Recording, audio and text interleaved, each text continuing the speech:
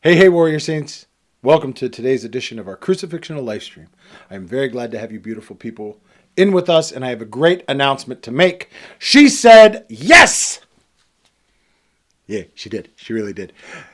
Saturday was March 25th, and we celebrated the Feast of the Annunciation of our Lord, which is a feast that celebrates the Theotokos saying yes. The Mother of God says yes. How does it all go down? I'm going to tell you how it all went down.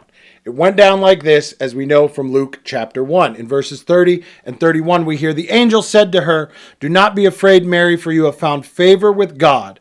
Behold, you will conceive in your womb and bear a son, and you shall call his name Jesus.'" So Mary's hanging out where Mary was hanging out. She's in the Holy of Holies. An angel shows up, and he tells her this.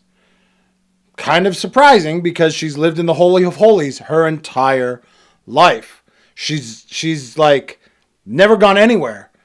So her reaction was pretty interesting at first. She says in verse 34, "Mary said to the angel, 'How shall this be, since I have no husband?'" I don't have any way to have gotten pregnant because I've been here in the Holy of Holies. None of that's gone down. We can talk about whatever we want. I once talked about the fact that maybe this is a little bit of a showing of a little bit of doubt. Maybe not. I don't know. But the reality is still the same. She asks that question because she's a little bit taken aback. She is not expecting to have an angel, first off, appear out of the blue. Second off, say to her, "This is what's happening." But then she does something fascinating that shows us for our lives how we are called to live and what we are constantly striving to do here at the Warrior Saints movement. She says yes to God's will, right? We always use the example. There's Adam, who is given the commandments of God, chooses to do his own will, gets kicked out of the garden. Contrasted by Christ, who in his own garden chooses to do the will of God and follow that path that is crucifixional living. Here is another example of somebody who in verse 38 we hear saying, "Mary said, 'Behold, I am the handmaiden of the Lord. Let it be to me according to your word.'"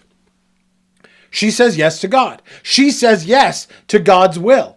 Now, what that might mean is a whole list of things, right? She's unmarried and pregnant, which means she should be stoned to death, which as the story unfolds, we hear about more in Joseph's struggles with what's going on and what Joseph is dealing with himself when he finds out all of this stuff's happening. And we know all these other parts of the story. But Mary is not worried about any of that. She says yes to God's will, and she does it decisively.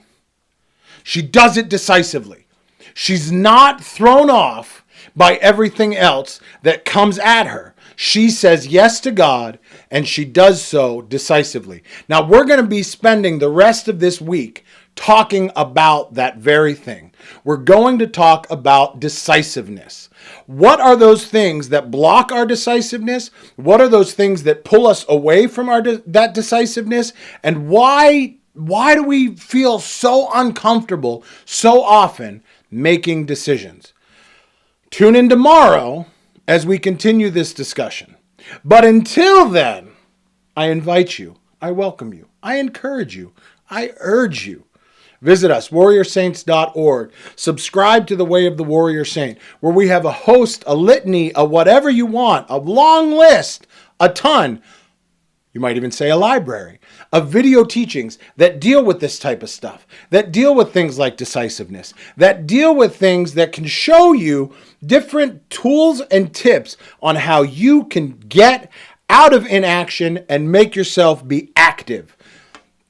But more on that as we continue. And until we see you tomorrow, with that continuation, I want you to do one other thing besides go to warriorsaints.org.